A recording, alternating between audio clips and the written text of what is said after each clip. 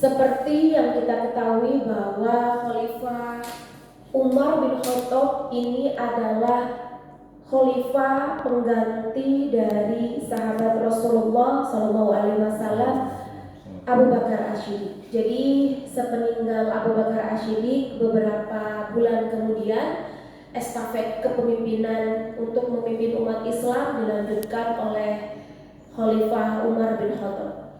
Nah, suatu ketika Umar bin Khattab itu tinggalnya ada di Madinah. Nah, ini adalah cerita ketika ada di Mesir. Di Mesir itu Umar bin Khattab menunjuk seorang gubernur yang bernama Amr bin As untuk bisa memimpin orang-orang Mesir lah, namanya gubernur ya, untuk bisa bagaimana birokrasi pemerintahan mulai dari segala macam, pokoknya fasilitas publik gitu ya. Nah, Amr bin As ini adalah seorang gubernur yang jubah yang setiap hari dia pakai saja itu penuh dengan kemewahan gitu. Kalau bahasa anak-anak sekarang itu, Amr bin As ini adalah seorang gubernur yang beliau itu di sisi cerita kisahnya itu adalah seorang gubernur yang hidupnya itu hedon. Dari jubahnya aja dia sudah mewah. Kemudian dia tinggal di istana, dia diberikan lahan luas gitu ya di Mesir sana, dan di lahan luas itu dia sudah mencoba untuk membangun semua fasilitas publik, mulai dari perkantoran. Kalau di zaman sekarang itu sudah mulai ada kayak kantor kecamatan, terus ada kelurahan, kemudian rumah sakit dan beberapa lembaga sekolah gitu ya. Nah, kemudian Amr bin As ini mencoba berpikir, oh itu masih ada tanah kosong nih gitu katanya. Coba saya ingin membuat masjid raya gitu, masjid agung, di mana nanti pasti akan hiruk pikuk masyarakat Mesir ini bisa sholat berjamaah dan ramai di sini gitu. Nah, ternyata masjid yang akan dibangun itu ternyata di sampingnya itu ada sebuah bangunan gubuk reot gitu ya, dan ternyata itu adalah satu-satunya rumah yang tersisa, dan itu adalah milik seorang kakek yang dia sudah tua dan rentah gitu. Kemudian Amr bin As mengutus beberapa utusannya untuk melobi kepada si kakek ini untuk rumahnya ini dibeli. Karena sebenarnya si kakek itu juga sudah mendengarkan desas-desus kabar bahwasanya dia akan terkena gusuran karena gubernur akan membangun masjid raya yang megah yang akan berat ratusan jamaah yang bisa berjamaah di masjid itu, rencananya begitu gitu. Itu sudah terdengar oleh telinganya kakek Yahudi tadi. Betul, Amr bin As mengutus beberapa utusannya untuk melobi ke kakek gitu. Yang pertama melobi bahwa rumah kakek, tanah beserta bangunannya ini akan dibeli 3 kali lipat dari harga tanah biasa ya, biasalah kayak pemerintahan kita kan seperti itu ya Pak modelannya ya Pak ya. Jadi dilobi dengan dinaikkan harga pasaran gitu. Beberapa kali mengutus, tidak dapat juga, tidak bisa meluluhkan hati si kakek Yahudi ini gitu. Karena si kakek juga punya pendapat gitu, kalau misalkan rumah saya ini mau digusur, kemudian saya akan tinggal di mana gitu. Saya hanya sebatang kara, terus saya nanti akan bagaimana ke depannya kalau ketika digusur gitu. Beberapa kali nggak bisa dilobi. Pada akhirnya kemudian Amr bin As ini mengutus lagi utusannya untuk kepada si kakek, itu finalnya. Nah, ini caranya itu ada agak sedikit radikal gitu ya, kasar gitu. Jadi si kakek ini dipaksa untuk meninggalkan gubuk reotnya, dan Amr bin As beserta jajarannya sudah mulai membangun rancangan masjid yang akan dibangun itu gitu. Nah, Suatu ketika si kakek ini dalam keadaan sedih gitu ya, kok begini gitu. Dia ini adalah seorang gubernurku gitu, kok perlakuannya dia kok seperti ini gitu.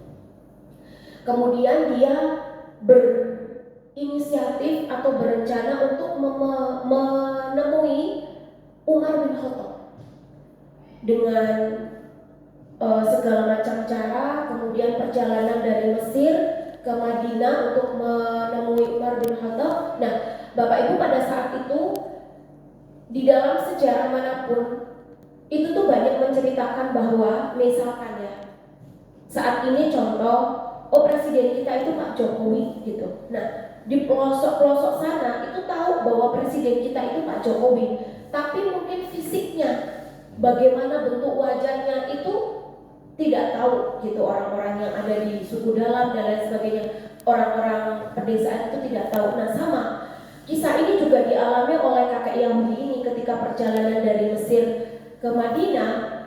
Beliau selalu bertanya kepada orang yang ditemui gitu, di pasar, di jalan, dia selalu bertanya gitu tentang keberadaan Khalifah Umar bin Khattab.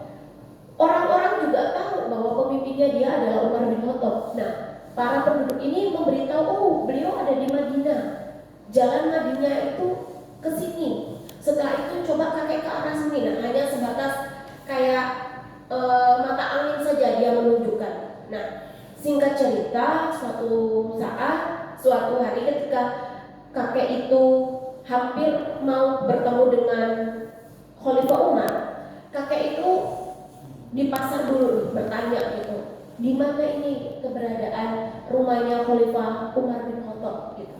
Akhirnya dikasih tahu, terus kakek ini menemui gitu, bertanya kepada seorang laki-laki yang dia sedang beristirahat di bawah pohon kurma. Bertanya, wahai pemuda, gitu, apakah kamu tahu di manakah rumah Khalifah Umar bin Khattab? Gitu. Ada apa gerangan kakek? Kata si pemuda itu. Kenapa kamu mencari dia? Dan kamu dari mana sampai mencari dia? Gitu. Kemudian si kakek bilang, saya ini dari Mesir. Saya ingin bertemu kepada Khalifah Umar, ingin menceritakan apa yang saat ini sedang saya rasakan dan saya alami. Oke, kakek, ceritakan.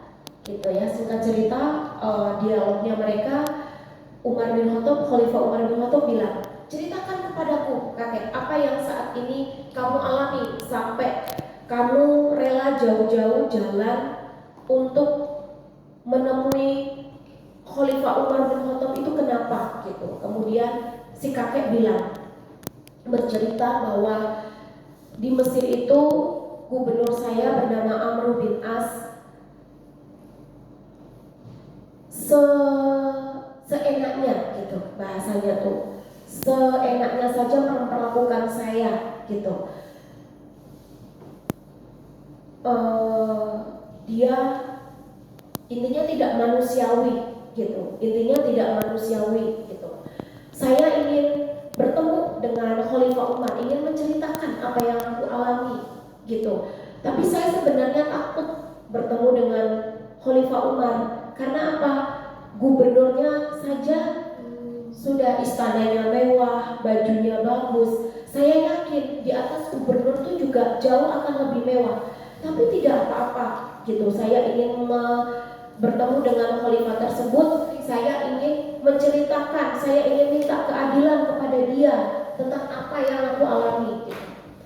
Wahai kakek, yang ada di depanmu ini adalah Umar bin Khattab gitu. Si kakek tidak percaya gitu, karena apa yang dia lihat di depannya itu seolah-olah tidak mencerminkan seperti Amr bin As gitu, yang jubah kemegahannya luar biasa, yang tinggal di istana dahsyat gitu. Yang dia tahu adalah di samping pohon kurma itu adalah sebuah rumah, yang rumahnya itu juga tidak jauh sama dengan yang ditempati oleh kakek ketika di Mesir, gubuk gitu. Kemudian yang dipakai oleh lelaki itu juga bukan jubah kebesaran gitu, baju biasa seperti orang rakyat pada umumnya gitu. Terus kemudian kakek diminta di satu cerita itu di tempat yang sama, si kakek diminta oleh Umar bin Khattab untuk mengambil satu tulang yang ada di bawah tumpukan pohon kurma, tulang unta gitu. Kemudian kakek dia tidak bertanya untuk apa, bagaimana, karena si kakek masih, kalau bahasa kita tuh kayak ketenggelam gitu. Bener nggak ini Umar gitu? Maksudnya masa gubernurnya aja mewah megah kayak gitu, lah kok ini khalifahnya, pemimpin kita gitu ya, presiden kita kok jauh dari kemegahan, kemewahan gitu. Tanpa bertanya, tanpa menolak gitu, si kakek tersebut langsung mengambil tulang unta di bawah pohon kurma sesuai dengan instruksi dari Khalifah Umar. Kemudian si kakek tersebut membawa tulang itu terus diserahkan kepada Umar. Dengan cepat kilat si Umar itu kemudian memberikan goresan lurus ke atas di tulang tersebut. Terus kemudian singkat cerita si kakek diminta untuk menyerahkan, ketika kamu kembali ke Mesir, serahkan ini kepada gubernurmu gitu. Dengan melalui perjalanan panjang, pada akhirnya si kakek mendatangi sampai di istananya Amr bin As. Terus kemudian kakek menceritakan bahwa tulang ini saya dapatkan dari Umar bin Khattab. Ketika menerima tulang yang diberikan si kakek, Amr bin As, di dalam sejarah itu dituliskan dia langsung gemetar, keringat dingin, dia ketakutan yang sangat amat dahsyat. Dia menggigil gitu, seolah-olah seperti kayak ada ancaman gitu, ingin berbalik membunuh dia gitu, mengancam dia gitu.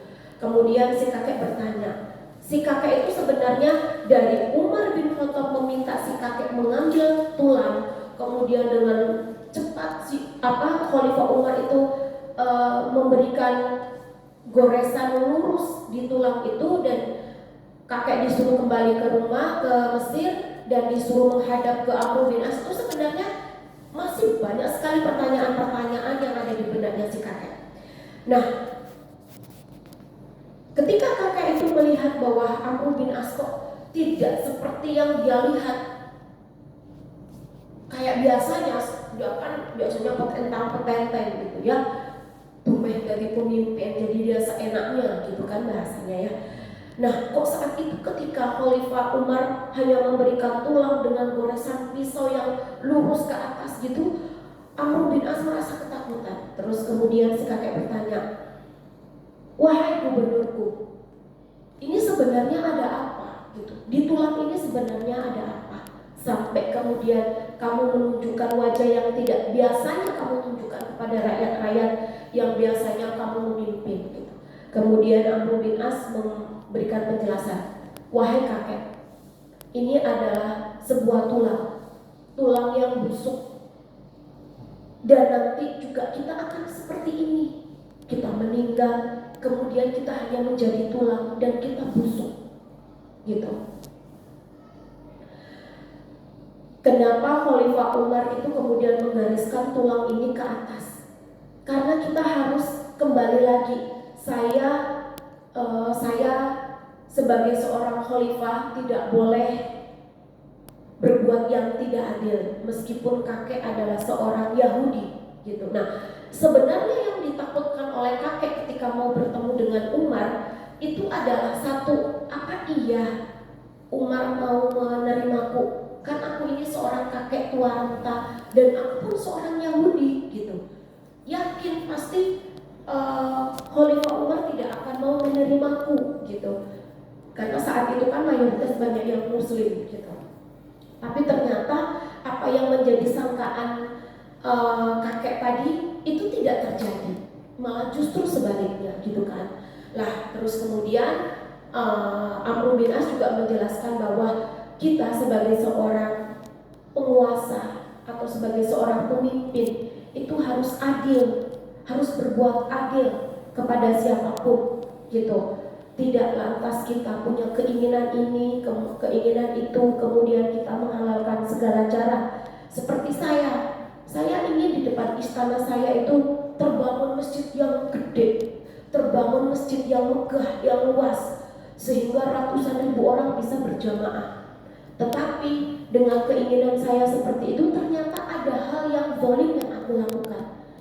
Aku kemudian menggusur tanahmu wahai kakek, gitu, dengan segala cara kepemimpinanku, dengan kekuatanku, karena saya adalah seorang pemimpin, gitu. Nah, kemudian di tulang ini juga mengingatkan, saya diingatkan oleh Umar bin Khattab bahwa kita harus ingat lagi ketika kita menjadi seorang pemimpin itu adalah ada Allah yang mengawasi kita, gitu. Kalau misalkan saya tidak berbuat adil, maka Umar bin Khattab sendiri yang akan mengadili saya, gitu. Itu penjelasan Amr bin As ke si kakek tersebut. Nah, saat itu juga kemudian Amr bin As meminta kepada orang-orang yang saat itu mulai membangun masjid itu, yang kemudian tempat atau tanahnya si kakek itu sudah hancur semuanya. Kakek itu sendiri, dia tidak berdaya, gitu. Dia tidak berdaya, dia adalah minoritas, gitu. Dia tidak berdaya, dia tidak salah apa-apa.